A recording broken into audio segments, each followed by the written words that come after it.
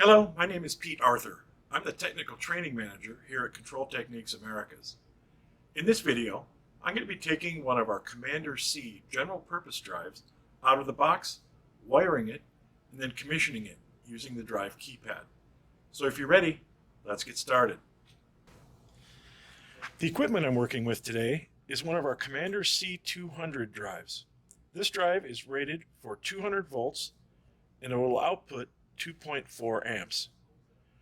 I'm using one of our Leroy-Somer induction motors. This motor is equipped with an encoder, but today I'll be using it in open loop form.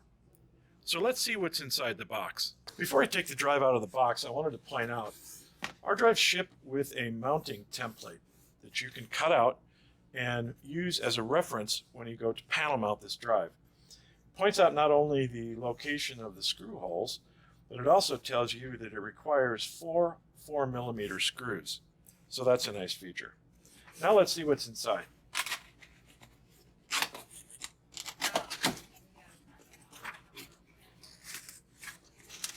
Unpackage it. And then we'll remove the drive.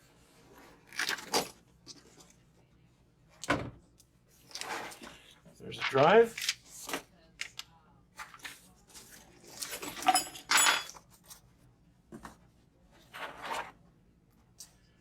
Okay.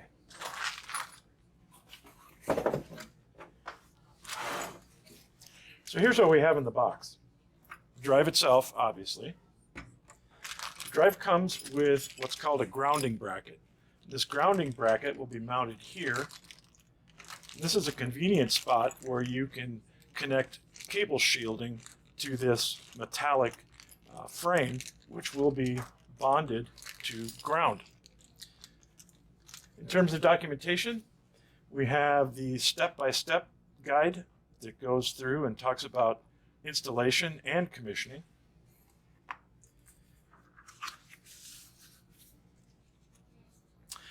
Then we have some safety instructions when it comes to installation.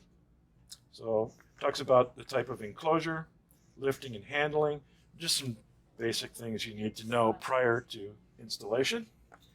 And then finally, we have the warranty registration here. So that's what comes in the box. Now let's see how to connect power. The tools I'll need to install the drive are shown here. You'll only need three things. You'll need a wire stripper to remove wire insulation. If you're going to install the grounding bracket here, those are Torx head screws. So you'll need a size T20 Torx head screwdriver, and then just a flat blade screwdriver. And this one has a 5/32 inch blade on it. So I'll begin by removing the front cover. And to do that, I'll put my flat blade screwdriver here, turn it about 1/4 of a turn counterclockwise, and then slide the cover down and remove it. Here are the wiring terminals. Starting here, these are the control terminals. So here is where you're going to be bringing your analog speed reference and your run switch. Here is a dry contact relay. This can be used oftentimes for controlling a holding brake or for indicating the status of the drive. These three terminals are marked L1, L2, and L3. Here is where I'm going to connect my three-phase power. I'll bring the ground, earth ground, down here to one of these terminals. Starting from left to right, here are the motor terminals, U, V, and W. So I'm going to be connecting my three-phase induction motor here. Next to those, we have the DC bus connection, minus and plus. And then we have the brake resistor connector here. So I'm going to go ahead and connect my power and ground. I've connected three-phase power to my drive, and I've also brought in earth ground. One thing I should point out is this ground terminal, there are 4 screw holes, and you're provided with 4 screws. My advice would be to use the inner 2 holes, one for earth like this, the other for your motor ground, and leave those outer two holes open.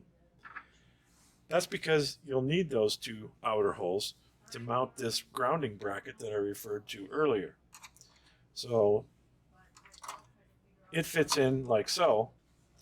So that's why you'd want to leave those outer two holes open. Next, let's connect the motor. I've installed my motor wiring now, and here are my three phase leads, U, V, and W. And as with any induction motor, what I may find when I apply power and commission the drive is that the motor shaft is rotating the wrong direction.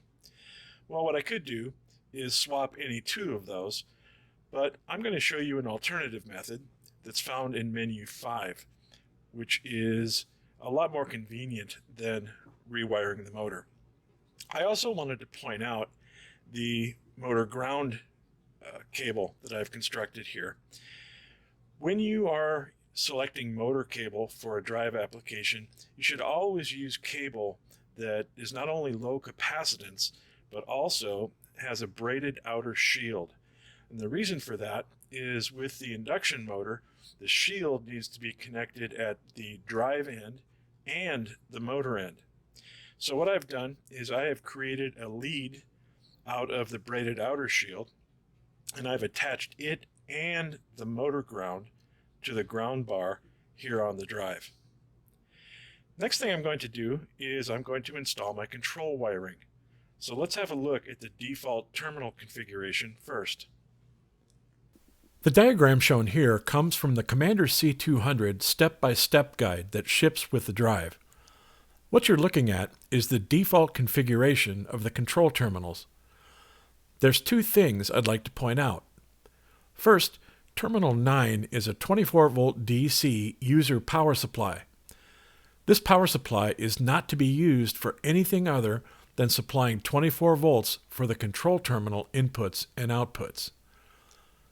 Second, Terminal 4 is a 10-volt DC user power supply, and, like the 24-volt supply, the 10-volt supply is to be used to supply 10 volts to a potentiometer when using analog voltage as a speed reference. For this video, I'm going to operate the drive in hand, or what we call keypad mode. That means I won't be using any of the digital inputs or outputs. The only connection I'm going to make is to install a jumper between terminals 9 and 11. This is a critical connection as the drive must be enabled before it will run. I've installed the ground bar down here, connected it to the ground bar on the drive itself, and as I mentioned, the control terminal wiring for my example in this video is quite simple. The only thing I've done is I've connected a jumper between terminal 9, which is the user 24-volt supply, and terminal 11, which is the drive enable. I'm going to be operating this drive in hand mode, which means I won't need an external speed reference, nor will I need an external run signal, as I'll be doing everything from the drive keypad. The next step in the installation, I'm going to show you how to install a system integration module into the expansion slot here. It's important to note that Commander drives will accept system integration modules in frame size 2 or larger. So to utilize any expansion module, you'll need to make sure that you're using at least a frame size 2 drive. Let's see how to install the system integration module now. I'm going to be installing the system integration module now. And the first thing I need to do is to remove this green plastic cover. To do that, I'm just going to use my flat blade screwdriver and insert it into the slot next to the cover and lift up. Once you lift it up, you can simply break it out like that. The module I'm going to be installing is one of our SI Ethernet modules. This module will permit Ethernet communication in the form of Modbus TCP IP, Ethernet IP, and our own RTMOE high-speed peer-to-peer communication protocol.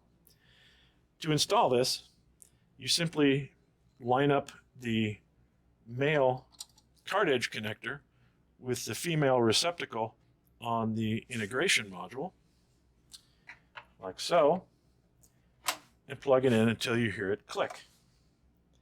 At this point, I'm now ready to apply power and begin commissioning. I'll replace the cover.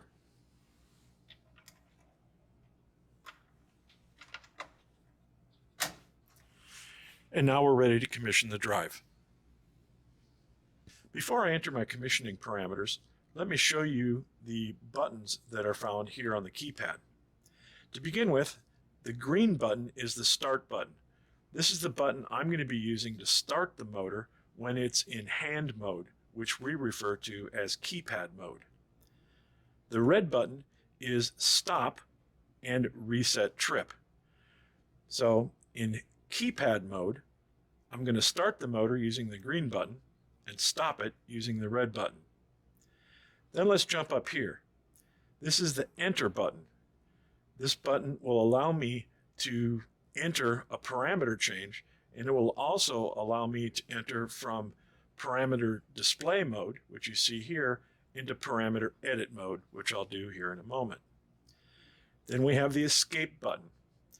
Once I've entered into parameter edit mode, I use the escape button to back out to parameter display mode that you see here. Then we have a decrement arrow here and an increment arrow here. These are the buttons I'm going to be using to make adjustments to the parameters I'm going to use when commissioning the drive. So now, let's get started commissioning. Okay, I'm ready to begin commissioning the drive. As you can see, I've applied power to the drive, and the status display reads RDY, and that stands for ready. That's a result of my installing the jumper between terminals 9 and terminal 11. If I had not done that, the normal power-up state without that jumper would read INH for inhibit. Now the parameters I'm going to use to commission the drive are conveniently printed right on the face of the drive cover. So I'm going to begin with parameter number 1. And parameter number 1 is the minimum speed in hertz.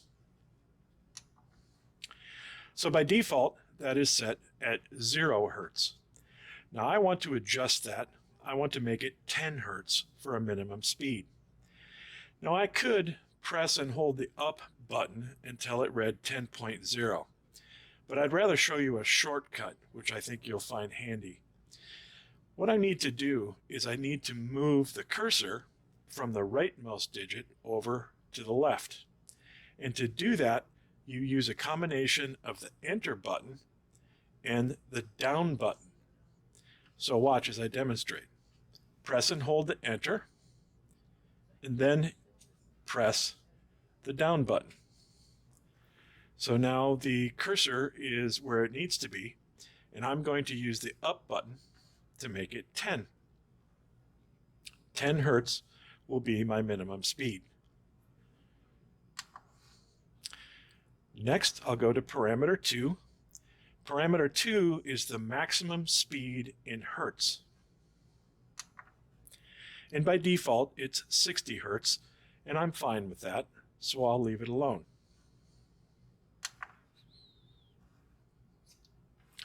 Parameter 3 is the acceleration rate in seconds. And by default, it's 5 seconds. Once again, I find that's okay, so I'm going to leave that alone. Parameter 4 is the deceleration rate in seconds. By default, that's 10 seconds. I think that's too long. So I'm going to modify that to make it 5 seconds instead. And I'm going to use the same shortcut I used before. Press and hold. And I'll make that a 0. Now I'm going to move over again.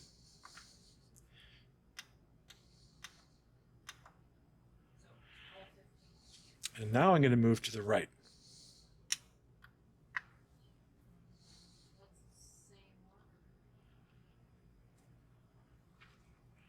Just like that. Enter. So 5 seconds acceleration, 5 seconds deceleration. Parameter 5 is what we call drive configuration. And essentially, that means where is the speed reference for the drive going to come from? By default, you see it's AU. Well, that's actually a representation of analog voltage mode, but because the keypad can't make a V, it shows up as a U instead. So as I've mentioned, I want to run this drive in hand mode. So I need to make an adjustment to this parameter. So I'll use the up button until I see pad. That means keypad.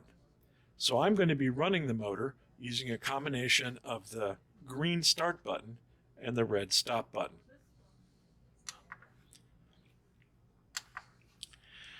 Now, parameters 6, 7, 8, and 9 are the most important parameters of all because they are the ones where you're going to be entering your motor nameplate data.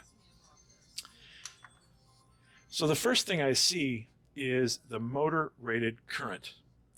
Now earlier I showed a picture of the motor nameplate, and by default the drive will come up with the drive rated maximum current, which for this frame size drive is 2.4 amps. Well, the motor is only rated for 2.3, so I need to change this. And I'll use my shortcut, and I'll make that a 3 with the down button. So my motor rated current is 2.3 amps. Parameter 7 is the motor rated speed. Now, I have an interesting situation in the sense that I'm using a European motor that's rated for 50 hertz. By default, with US defaults, the drive is set up to run a 4-pole 60 hertz motor. The synchronous speed for that motor is 1800, as you see here. Well, I'm going to pop the nameplate for the motor I'm using up on the screen again. And as you can see, that motor is rated for 1440 RPM at 50 hertz. So I'm going to need to adjust the settings for the US defaults at 60 hertz. And what I'm going to do is I'm going to use the same 60 hertz offset between a 1500 RPM motor, which is a 4-pole 50 hertz, and I'm going to convert that to use the 60 hertz instead. So I'm going to make this 1800 RPM 1740 RPM to reflect that 60 hertz difference. So I'm going to move over, make that a 7. Now I'm going to move to the right using these buttons here, and I'll make that a 4. So this motor's slip speed is 1740 RPM. And this is another important point, is you always want to enter the slip speed, not the synchronous speed.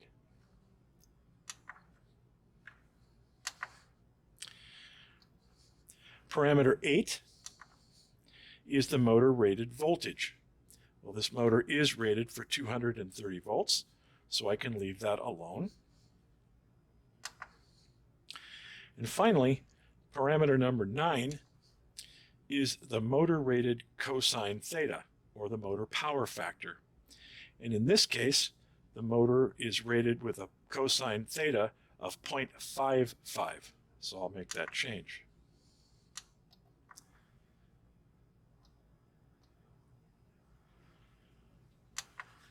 There.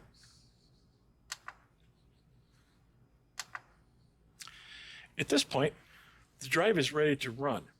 We're ready to test our motor now. So because I'm in keypad mode, I'm going to press the green button to start the motor. And because I'd set the minimum frequency to 10 hertz, it's now rotating at 10 Hertz. If I wanted to increase speed, I'll press and hold the up button. The longer I hold it, the faster the rate changes. To slow down, we'll go the other way with the down button. Now I'm going to slow it down a little further. There we go. To show you a couple of things. First of all, you see the little underscores, the highlights. The lower one indicates that the drive is in keypad mode.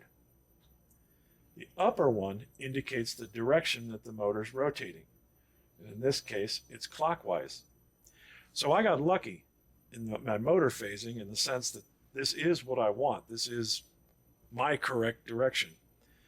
If you wanted to reverse that, as I mentioned, I could go in and I could swap any two of the motor phases.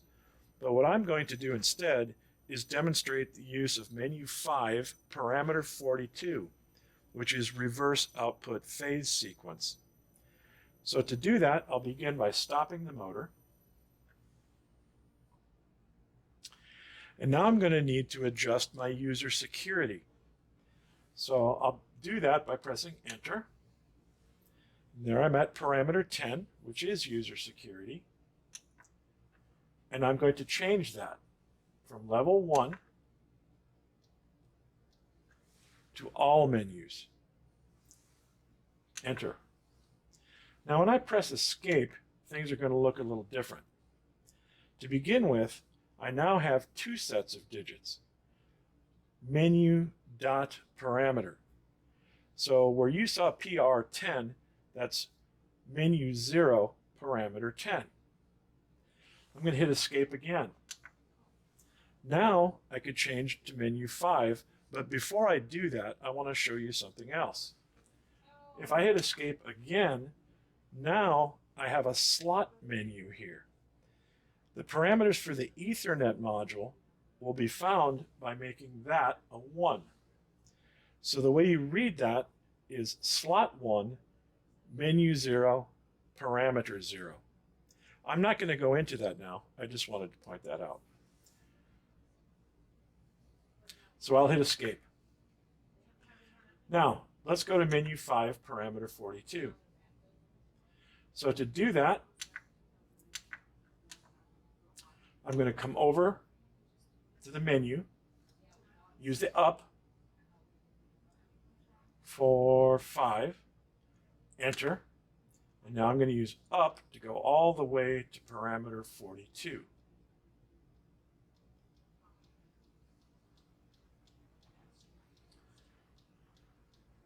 Okay, and 142, enter. Currently it is off. I'm going to change that to on. And now watch when I run the motor.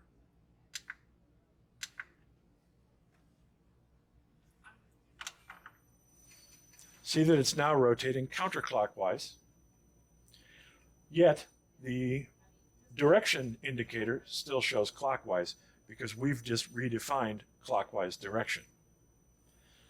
So I'll stop it. Most importantly, because I've gone outside of the basic menus, I now need to perform a parameter save to save my setting from menu 5. So I'm going to do that by pressing Enter, Enter, and I'm going to go to parameter 0 in menu 5. Any parameter 0 in any menu has the same effect. 2, 1, 0. Enter. I'm going to change this, so I enter again so it's blinking. Move up once, save, and then hit the red reset button. There. Now my parameters are saved, so I can freely cycle power and everything will be retained in the drive's non-volatile memory. Thank you for watching this video, and as always, thank you for choosing Control Techniques.